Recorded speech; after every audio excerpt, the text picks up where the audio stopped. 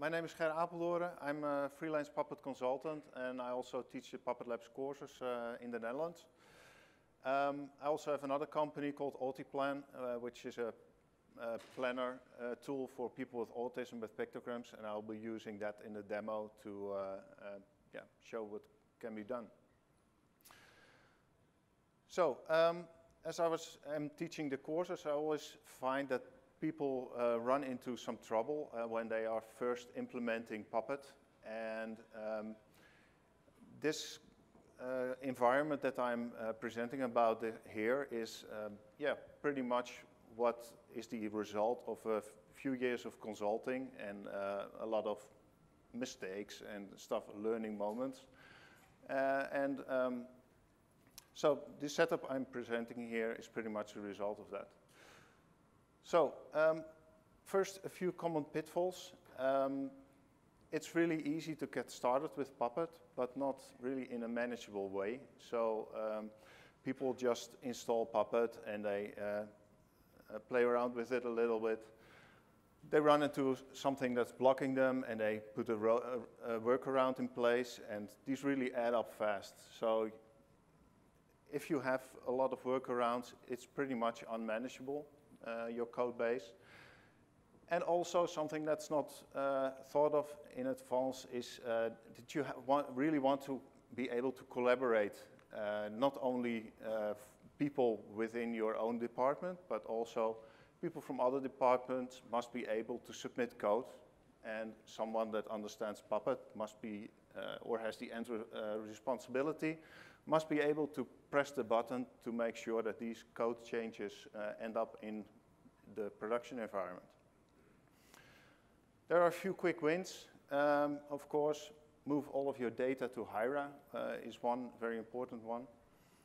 You can implement code review, not as much to prevent mistakes from ending up in production, but more as a learning tool. So you would have my colleague will run into a certain problem and uses a certain way to fix it. I review his codes, and a week later I run into the same problem, and I will probably use the same method to fix that problem if I like it, of course. Also, if something would happen to me, my colleague has reviewed all of my codes and can just continue on with the modules that I've created. Of course, we all want to use the style guide, Puppet style guide, and you want to be able to test that in an automated way, which can be done with Puppet lint. If you put that in a Git hook to prevent code that is not, does not comply with the style guide to end up in your Git repository, you can use Puppet lint in a Git hook, which is really annoying in the short run, but really beneficial later on. So, also, if you see an opportunity for improvement of your Puppet infrastructure, you really should invest the time to make that change, because it will be paid out in multiple times later on. And if you delay that too much, you will end up with a lot of, it's very hard to do that later on. So you will probably have to start all over again with a new improved infrastructure. Okay, so what do we need in our Puppet environment? We want something that's easy to use, easy to comprehend, easy to update, and of course, it must be safe to use. But unfortunately, it isn't exactly easy. This setup uses a few extra tools, which all have their learning curve, in addition to the one that Puppet has. But it's really worth it to invest that time to get to know these tools, because you will end up with a much easier to maintain Puppet infrastructure, and it's really helpful to use these tools. So, on safety and manageable, you never want to edit any code in production. You want to test it in environments, or even separate Puppet masters if you want to. Usually I find that to be a bit of an overkill, so I use environments. I always try to create a huge testing environment. if I break something with my Puppet code and nobody notices, then it's not a good testing environment then. So I'm not bothered if a few people would be affected by a mistake I made, because if it's not really critical, it's part of a good testing environment. And in setup, we use Git to promote code from testing to all the way to production. So on a manageable infrastructure, you really want to go full OCD on a consistent module structure. If there's a setting you want to change or you want to edit, there must be a logical place for it to exist. And if you move things around, if that's not consistent, then it will be very hard to maintain. So therefore, not as less fun. I'm using an abstraction layer here, roles. I'll talk about it later on. This is really helpful. And we really want to facilitate collaboration.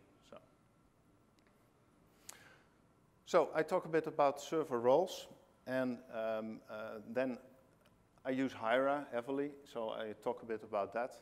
And last, there's a demo on the workflow and how to deploy our code. So, get a bit of water.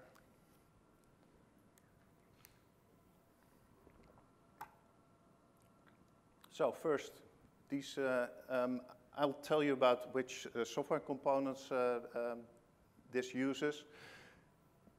We can use this on Puppet Enterprise, but also on open source Puppet, that doesn't matter. I use Hiera heavily. The default backend is YAML files. I use a different one, eYAML, which is pretty much the same, only you can encrypt individual values from Hiera. Then there's Ger, which is our code review system. It also acts as a Git repository. And this is really nice because you can give certain users very specific access rights. So that's a very nice system. Of course, Git. I find Git to be a very powerful and flexible tool, and also next to impossible to make everybody use it in the same way. So this uses Git flow, which is a set of agreements on a workflow how to get code from your development environment all the way to production, so which I'll be demoing as well. This is an adapted version to use with Ger. So lastly, it uses R10K, which is an environment deployment tool, which I'll explain as well. So. Okay, server roles. This is pretty much a layer of abstraction, which makes it really easy to manage servers of a certain category. So we have, for instance, these web servers. I create a role called lamp. And so this is just a class, and these web servers include that class. Inside the role lamp class, I include the classes that do the actual work. So it's an abstraction layer. The benefit here is that if I want something to be changed on all of my web servers, all of my LAMP servers, I can do it in one place, and I don't have a gazillion node definitions to work through. So how do you create this? You create a module called role. I always create a base class as well, so role base, which applies to all of my machines. And you can do the basic stuff like create users, configure SSH, stuff like that. And then for each role that I want to create, I create another class, and that includes the classes that do the actual work, or you can also define resources there. Then in your node definition, you just include those classes. There's actually a smarter way to do that with Hiera, but I'll show you later on. Okay, so what can we do with Hiera? Hiera is a hierarchical data lookup tool. Who's using Puppet but not Hiera in the audience? Yeah, okay, you're gonna love this one. So you define a hierarchy in your Hiera.yaml. That's the configuration file. In this case, the top level is client cert, which translates to the fully qualified domain name. You don't want to use the FQDN fact here because it's very easily spoofed, and yeah, you might send the wrong data to a machine. Second one is which Puppet environment the node runs in, and the third one is common. And it will just replace the variable and put .yaml behind it. So let's say that we've got a node app01, which is in environment testing, and I'm looking for the example key from Hiera. This is in my Puppet code. So it will go to the top level. It will find example key, and Hiera will return the value for app01.autoplan.com, and that will end up in test. So if we would run the same thing for a node app02, which doesn't have example key, it will fall back through the one level down with the environment, and it will get that value from testing.yaml. So that's the basic gist of Hiera. You can put multiple types of Hiera data in your YAML files, regular keys and values. You can put arrays in there, and there are two ways to do that, on a single line or a multi-line. And you must be sure to never use a tab in a Hiera file, because you will get a horrible error message that doesn't point in the right direction at all.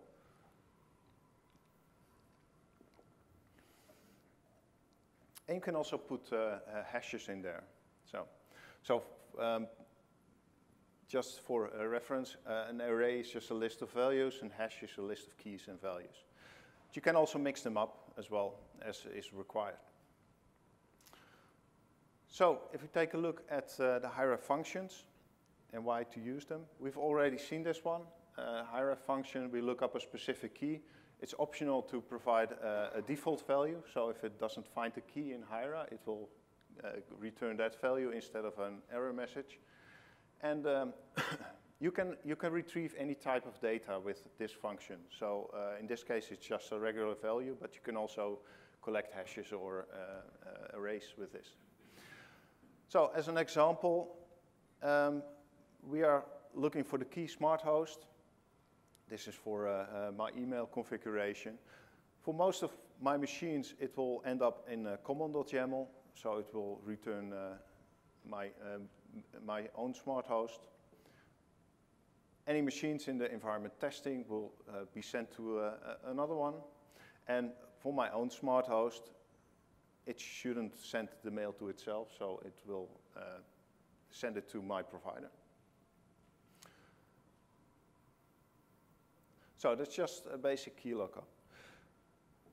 There are also functions Hiera array and Hiera hash, which of course can only return that type of data. But the interesting part is it doesn't stop at the first hit. It will go through all of the levels, and it will concatenate all the results. It will even, if you have on multiple levels, if you have the same value, it will remove the double values. So, in this example, if we're still on the app01 in the testing environment, it will collect these two, add this one, and then add this one. So this one call will return an array with 5 elements. And the same goes for Hiera hash. That has the same basic functionality. This is another nice one, Hiera include. It will expect an array. It will also go through all of the levels. And every element in that array, it will try to include as a class. So and in that manner, I can use it like an external node classifier, a simple one. So for instance, in my site.pp, I only have a node default, and it does a Hiera include, looks up the key roles. And for my web01, the role web will be included and the role base, because that's in common. So it won't stop at the first hit.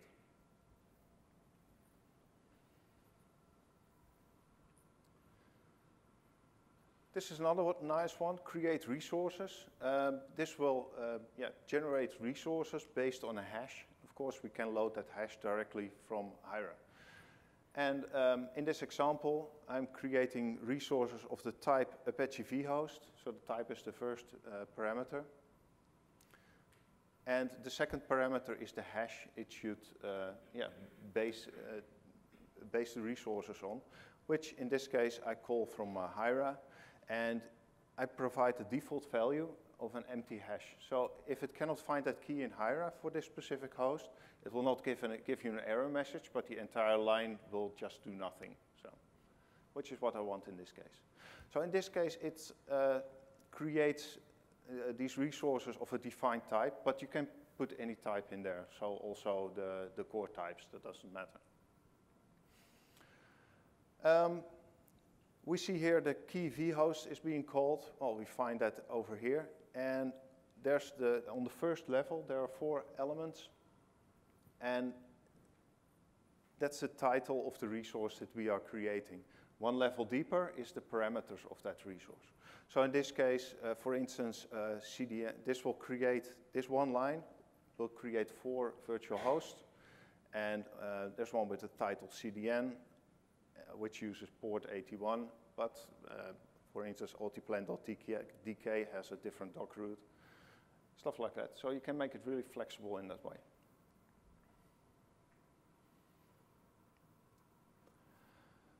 Okay, with Puppet 3, we also have data bindings. So any parameterized class, it will try to find the values for these parameters automatically in Hiera. And I can just use the include statement to include that parameterized class. For instance, MySQL Server has a few parameters like the root password, and it will try to load that from Hiera. And it uses a specific key, namely the name of the class, in this case MySQL : server, and then : and then the parameter name. It will try to find that key. And you can still use the hierarchic nature of Hiera, of course. So for instance, in this example, most of my machines will have the password top secret, but web01.altiplan.com will have the root password of more secret. So you still can make use of that hierarchy.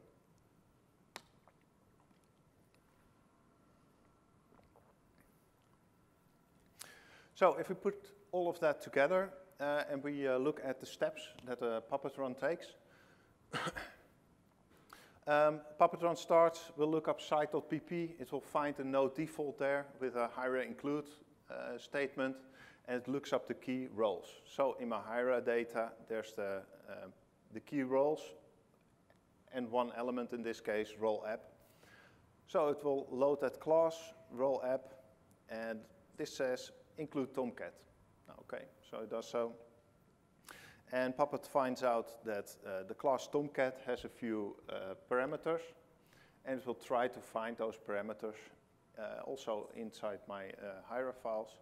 So Tomcat : Java home, and it pulls those settings from there and just uses them. So if you add all that up, then you find out that anything that's node specific, you should be able to load from Hiera. So, okay. So I'll show you the workflow and a few things with modules that I always do. And first a bit about environments. So an environment is nothing more than a separate module path in the site.pp. And usually you will find development, testing, acceptance, production environment on a machine. So during a Puppet run, a node requests a specific environment. So that's if you use the puppet.conf, you can set it there. So, and that's very important because you never ever want to edit any code in production because it has the potential to break a lot of things. And so if you have a good testing environment, it's really helpful to keep things safe. So, I've got a machine here, and it's 2 2:29 in my time zone, so. I've got a few Git repositories set up, so let's see, go to Gerrit, which is lists all my Git repositories. So I've got one repository for Hiera, one main Puppet repository, and then every module that I created myself is in a separate Git repository. And so this is my main Git repository, and it has a few files that are interesting. You see a module directory here, but that's not part of that Git repository because it's in my git ignore.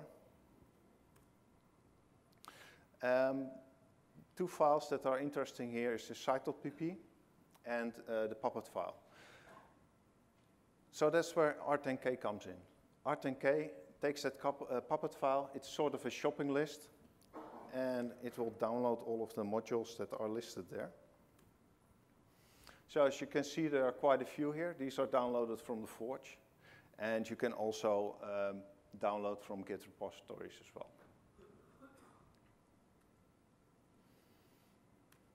So the other one is site.pp. Yeah, there's some firewall settings there, but there's no default. It does a Hiera include roles, so it will just load the list of classes from Hiera that you want to include. Okay. So on R10K, R10K does something interesting. It downloads your main Git repository, and it will check out every branch that you have in there. And for each branch, it will create an environment. For each environment, it will pull the version of the Puppet file that's in that branch, and it will try to download all of the modules that it doesn't have. And it also cleans up modules that are there but not in the Puppet file. I also have a separate repository for my Hiera data. It's usually customer choice if you have a separate Hiera directory for each environment, or that you have a single one, because 99% of these file edits, they only apply to single host. So yeah, sometimes it's overkill to put separate Hiera directories there. Okay, so back to here. I'll show you how R10K works in a minute. I want to show you the Git flow workflow. So let's say that I want to clean up my Puppet file. Let's see.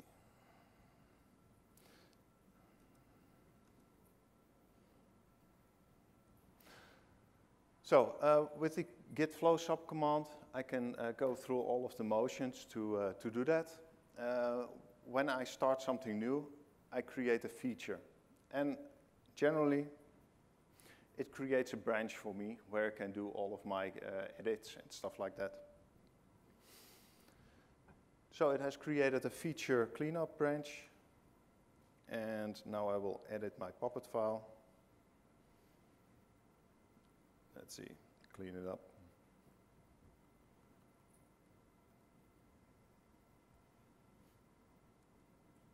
All right, so I'm losing a lot of modules. So I've made a change to my Puppet file, and now I can do my commit. Let's see, sorry.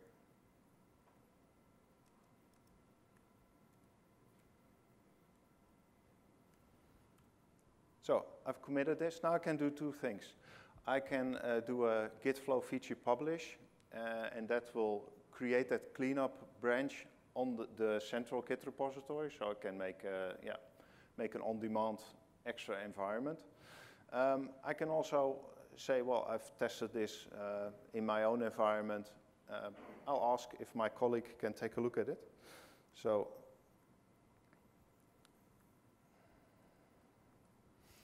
And to do that, I do a git flow feature submit. I have to do a message. And this submits it to my Ger repository.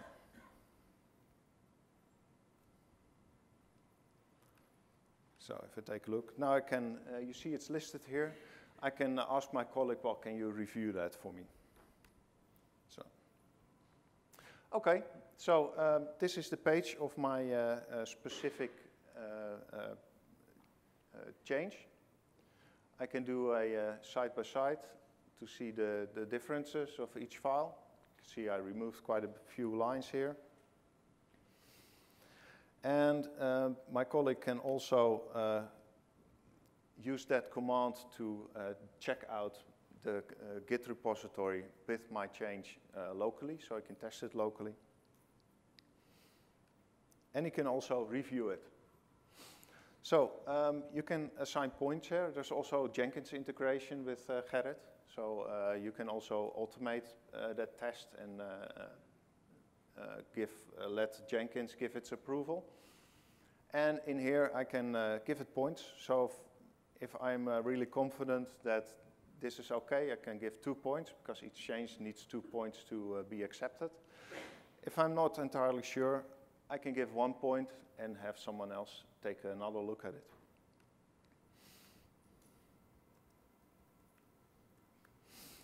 So when I'm happy with this, I can do publish and submit. And now it is merged into my develop branch. And you can see that here, change has been successfully merged in the Git repository. So if I go back to my terminal now, I can check out my develop branch.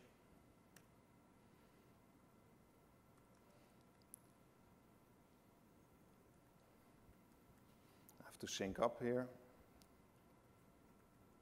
So I pull and push, and now I'm up to date again. So if I do an R10K now, so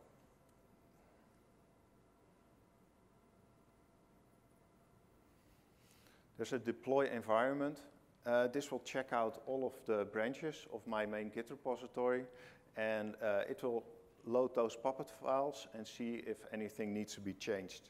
So if I take a look at my environments directory, so this is a tree of etc Puppet environments. I see that the develop environment is really small on the number of modules. Production and testing is still big, so. And I can do I can create a release, give it a version number, and then let it end up in testing. That's actually a deviation from the standard Git flow cycle because it would end in production. I'm not brave enough to do that. So I first let it end up in testing, and if that's okay, after a while, then I merge it manually to production. So I see I don't have quite a lot of time, and I want to show you a few other things, so that concludes the workflow. So if we have seen the site.pp, so this states Hiera include roles. So it will go to, let's go to my Hiera data directory. Here I've got a common .yaml, which, and the interesting part is on top, roles, role base. So the role base will always be included. And I have an example of a host here that adds a few other roles. So I can assign multiple roles to a machine. Okay. These roles, they can be quite simple.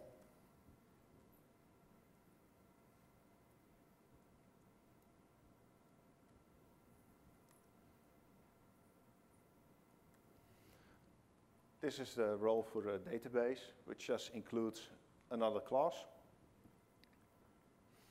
But they can be quite complicated as well. For instance, we use Django application servers. And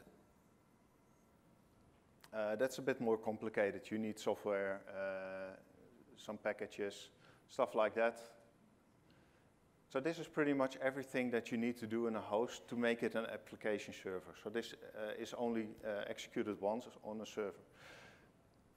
On the bottom, you see it calls create resources and of the type Multiplan Plan App, and it uses data from Hiera to create them.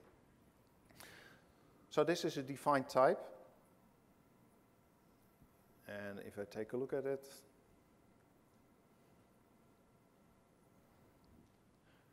so this is in my company-specific module. I put stuff in there that's not interesting for other companies to use, but that's really specific. And I can use it for wrapper modules, but also for stuff like this. What is everything that's needed to create a single application on my server. So this is a bit more complicated. It sets up users, stuff like that. Make sure that a certain service is running. So this can be called multiple times on a server. And if I go back here, the key that's called is Multiplan Plan App. So that should be a hash with all of the parameters that I need.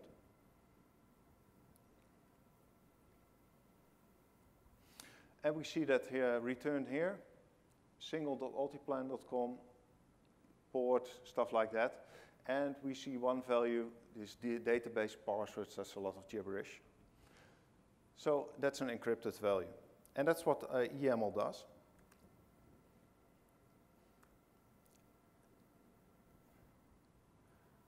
This user certificates to encrypt individual values. There's an YAML edit command where you have to specify all of the certificates. I'm too lazy for that, so I created an alias, evim. And as you can see here, the database password is decrypted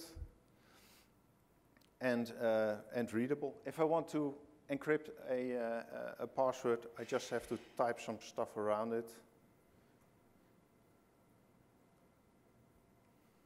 Like this.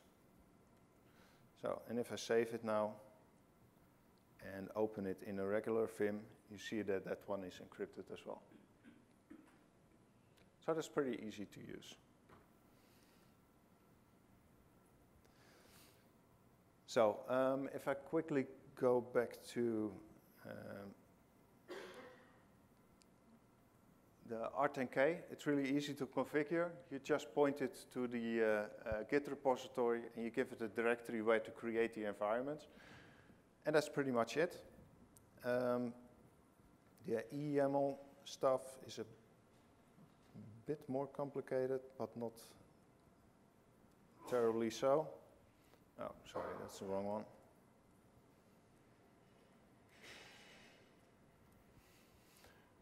You see the private key, you generate them once, and as long as you don't put these private keys also in your Git repository, you can safely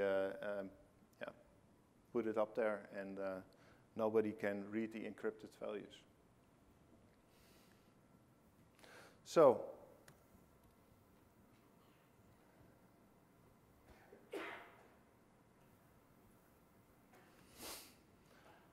a few remarks. These public modules that you're downloading with R10K, it's really important that you use them as they are.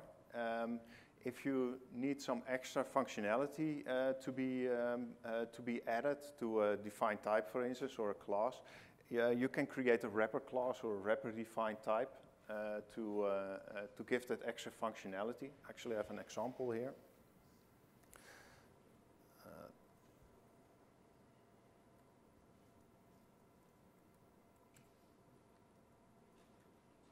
So I needed an ng-inks virtual host. This is a defined type. I created a wrapper around it, so I accept all the parameters that the regular defined type asks for. And I just pass that on. It's quite a list, as you can see. So I just pass it on to the original. And then I can add my own stuff. So for instance, PHP files should be forwarded to fast CGI. I want to create a document root, stuff like that. So this enables me to, make a regular defined type to keep the original as is, but still add my own functionality, which is very convenient. So if something is broken in an upstream module, all of the Puppet Forge module have a link project URL, which usually points to a GitHub page. You can create a fork of a module and do your fixes and provide those fixes back to the original author with a pull request, which is pretty easy to do. And you can still use that forked module because in your Puppet file, you can specify a Git repository as well. So, and as always with Puppet, try to anticipate future applications. So if you're using a lot of these Puppet Forge modules, that's usually not too bad because they are designed to be flexible. If you write all of them on yourself, it's much harder. If something feels very complicated or not really stable, there's probably an easier way to do it. So do some research on that, and don't forget to refactor your changes. If you see an improvement for your Puppet environment, try to spend the time to make them happen. The environment that I've shown you is available on my site, and also steps to reproduce that, and the slides are there as well. So, any questions?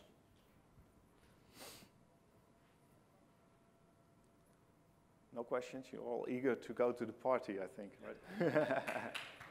Right, thank you.